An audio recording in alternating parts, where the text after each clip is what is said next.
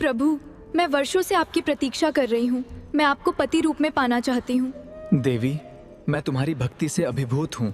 इस जन्म में मैं एक पत्नी व्रत हूँ, लेकिन कलयुग में तुम जगत की माता के रूप में पूजी जाओगी।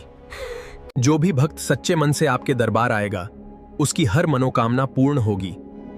मैं कल की अवतार में आपसे विवाह करूंगा। कौन थी वो तपस्विनी जिन्होंने भगवान राम को पति रूप में पाने की इच्छा की? और क्यों प्रभु राम ने कहा, कलयुग में तुम जगत की माता कहलाओगी? त्रिकुट पर्वत की गुफाओं में तपस्या करती एक दिव्य कन्या। जब भगवान राम वहां पहुंचे तो माता की आंखों से आंसू बहने लगे। आखिर कौन थी वो? जानिए माता वैष्णो देवी की अद्भुत कथा। जब पृथ्वी पर पाप और अधर्म बढ़ने लगा, तब देवताओं ने आदिशक्ति को पुकारा और संसार की रक्षा के लिए जन्म माँ दुर्गा, माँ लक्ष्मी और माँ सरस्वती की शक्तियों से एक दिव्य कन्या प्रकट हुई, जिसका नाम रखा गया वैष्णवी। बचपन से ही वैष्णवी भगवान विष्णु की परम भक्त थीं। वे साधुओं की सेवा करतीं और दिन रात तपस्या में लीन रहतीं। उधर लंका का राजा रावण माता सीता का हरण कर चुका था। प्रभु राम हर वृक्ष, हर नदी और हर दिशा से पूछ रहे थे, हे सीते, तुम कहाँ हो? सीता की खोज करते करते प्रभु राम पहुंचे त्रिकुट पर्वत, जहां एक गुफा से निकल रहा था दिव्य प्रकाश।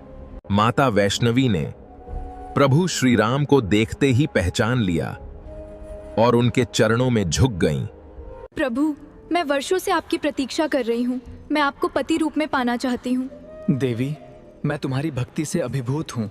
इस जन्म में मैं एक पत्नी व्रत हूँ, लेकिन कलयुग में तुम जगत की माता के रूप में पूजी जाओगी।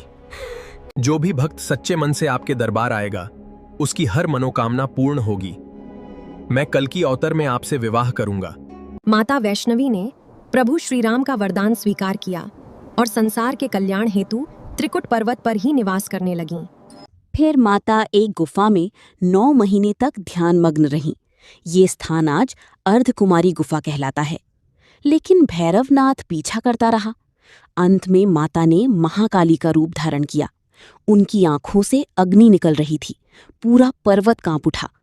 एक ही वार में माता ने भैरवनाथ का सिर धड़ से अलग कर दिया।